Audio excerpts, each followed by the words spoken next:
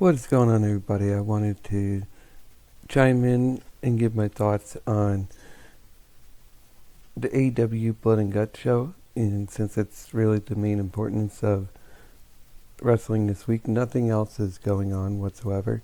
Everyone is talking about the ending to MJF and Chris Jericho, but before I get started, I want to let you know, if you want a chance to win one of these bad boys, the Steam wallet, when we hit 200 subscribers,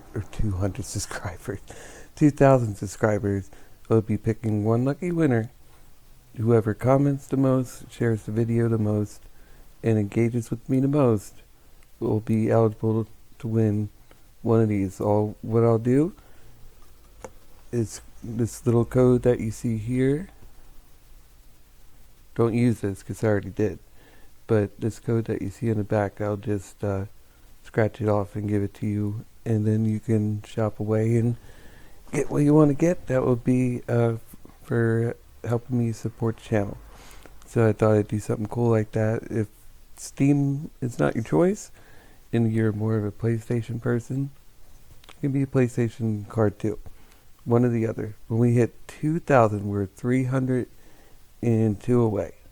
So I don't expect that to happen in the next week or so, but when it does, I will select one lucky winner, contact you, and give you your code for $50 to use for Steam or PlayStation, whatever you want to do.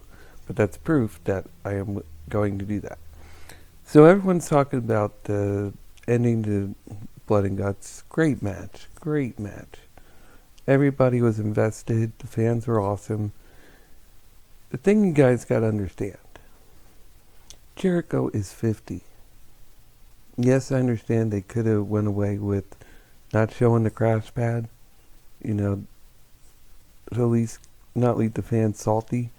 But do y'all want him to die? There's nobody else that could have done that spot. The main climax of Inner Circle and Pinnacle had to be Jericho and MJF. We all know MJF was going to throw him off anyway. But you could see Chris whisper to him, he's like, throw me off the fucking cage. But yes, they could have done a different angle. They could have maybe not shown him land. That might have had a better impact. Like, holy shit, what happened? And waited until he's like on a stretcher or something. I don't know. But we have to think about his safety, because that whole story was built around MJF and Jericho. And we don't want 50-year-old Jericho to end his career early. He's still got at least 5 more good years to give. I mean, look at fucking Sting. He's 61, still doing it. Yeah, he's moving kind of gingerly these days. But for his age, look at Dusty Rhodes. Dustin Rhodes at his age, he moves like a luchador. But if you have these guys take spots like that, unprotected, it's going to really hurt them. So I understand where you guys are coming from, how that was a weak ending. I get it. It was, in a way, it was kind of disappointing, because the way they shot that fall made us think of like WWE in the Thunderdome. But what else can they do? AEW has shown you, I know I'm moving my hands a lot, I'm sorry, but AEW has shown you every angle of Daly's Place. They've done every spot they can do in Daly's Place. That is the main problem, not the fall, but their location. They can't do anything gruesome really in Daly's Place because they've done it all already. I mean, what more do you want them to do? I mean, they already had Darby Allin fall through a fucking flight of stairs. That was brutal. Oh my goodness. But I can understand the point of why couldn't Sammy Guevara take a fall like that, or somebody a lot younger, but it had to go with Jericho and MJF, because eventually they're going to cross paths again and have a final match, and that's going to anger Jericho, and he's going to come back and even stronger. But I get it. I know, at least it wasn't a Revolution. Revolution was terrible. You know, having the buzzer go off and all you see are sparkles. You know, that I understand because that was Omega and Moxley, two young bucks. Okay, like they could have done a lot better than that.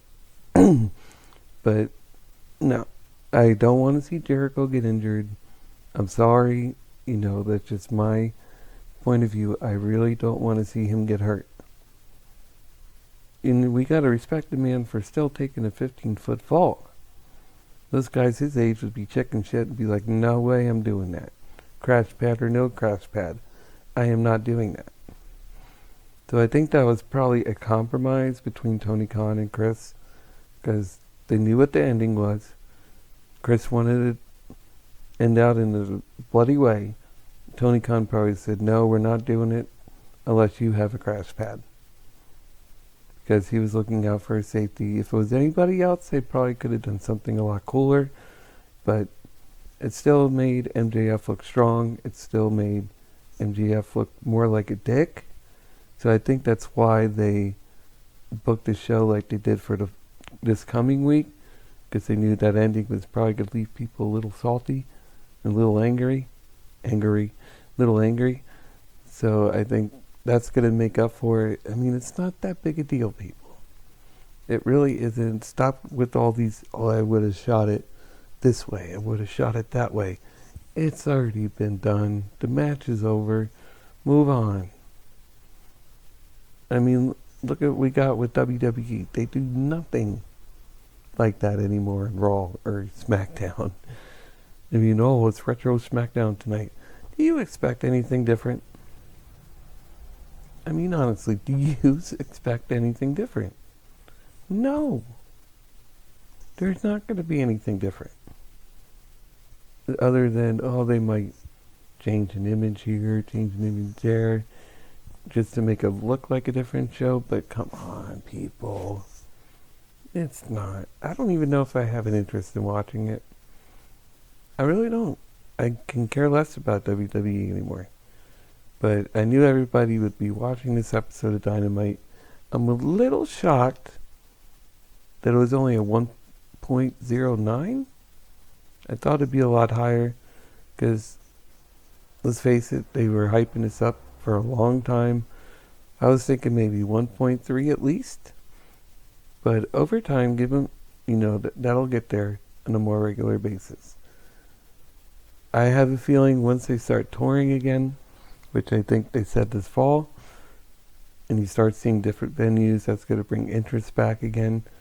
So I would say by then would be a 1.3, 1.4. But TNT is already thrilled with what they're doing, because originally, you guys don't remember, they only wanted 500,000 viewers. They exceeded that every time. Every week. They exceeded that. Now they're at a steady million. You think TNT's not happy? They're probably loving this. Now granted, over time they're going to want to see that number go up.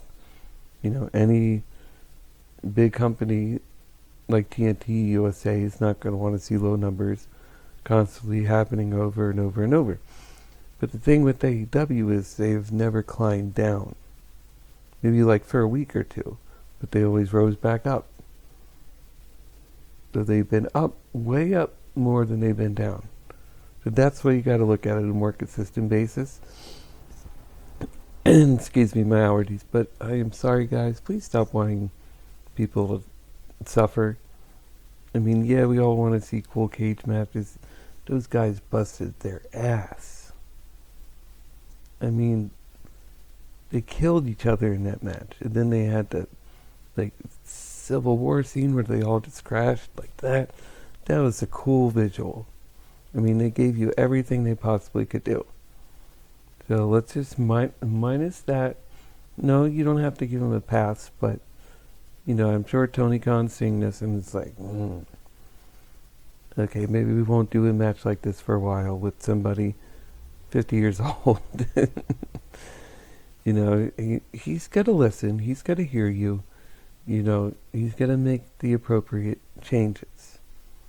That is one thing I'll give him credit for. He will make the appropriate changes. So you got to give him credit for that. He's not like WWE's going to be like, oh, I don't give a damn what they think. I got all this money in my pocket. Who cares? That's what you got to think of. They will bounce back. Next week is looking like a fucking awesome show. It really is. You're not going to be cage matches to disappoint you. It's just going to be straight out wrestling. I mean, they were already booking that before the Blood and Guts even happened. The only other thing I didn't like, yes, they have no control over this, but the commercials kind of let you confused in some parts. Now, granted, they did explain that Tully had the keys from the referee. He let MJF out, and then Chris got out. That was the part where the commercial happened, and they came back there on top of the cage, and we were like, what? How did that happen? So at least you got an explanation out of that. Unlike WWE, they would have just been like, whatever, what you see is what you see. So be thankful of that. That was their first Blood and Guts match. The first time doing the 2 rings. They're going to take that. And if it's a yearly thing, they're going to go back and be like, okay, we got to do a better ending. They are kind of cheesy. I will agree with you guys. The endings are getting cheesy. But you got to understand, in being in Daly's place so long, there's not much more they can do. There really isn't. We don't have to accept it. But we just gotta appreciate that they're trying as hard as they are to give us the entertainment week after week. And eventually, I'm thinking in the next 3 months, like when WWE does SummerSlam, AEW's gonna be getting out of there shortly after as well. We all gotta do our parts, get vaccinated, get everything of that nature caught up. That way, more restrictions can be lifted, and hopefully we can start seeing these shows on the road again, and we can start going to them. So I just wanted to chime in. I understand where you guys are coming from, but you also got to look at Jericho's safety. We want to still be entertained by him. He's still hugely popular, and we don't want him getting hurt to a point to where he can't do what he loves to do. So just keep that in mind next time. And I think you'll have a better understanding looking at it as a safety precaution, but knowing that he still went along with it shows you how much he wants to entertain you. So remember that, and then maybe you might have a little more respect for the man. Don't blame it all on Chris. That's the ending they had to go with, because the main story and focus was MJF and Jericho. What else did you want to happen? That was the best way for Inner Circle to lose, in my opinion, without them looking weak. But they surrendered. But MJF had to threaten to throw him off the cage. Okay? So everyone can understand why they surrendered. So just keep that in mind for next time. I couldn't wait to talk about this. As you can see, I'm at like 14 minutes. Usually my videos are not this long. So if you guys can, please leave a like, leave a comment, and share the video. Those that do it the most when I hit 2,000 subscribers, like I showed earlier in the video, will be eligible to get the Steam card or PSN card. Just let me know, hey, I've been commenting, I've been sharing the most out of anybody. I'll know. I'll see. And then I will choose one of you lucky men or women to get the code and start shopping online with Steam or PlayStation. Sound good? I hope so. So thank you guys so much. I really appreciate all your support. Let's just don't harp on it. It's just an ending. How many TV shows that we see suck to high heaven, like Dexter. That ending was terrible. But we still go back and watch it anyway. So don't even act like you're not going to go watch AEW again. Just chill, let it go, and enjoy Dynamite next week in Double or Nothing. That's my advice. Okay? Talk to you guys soon. Enjoy SmackDown if you are watching tonight, and maybe I'll come in. We'll see. I really doubt SmackDown's going to be any good. So until then, talk to you guys soon.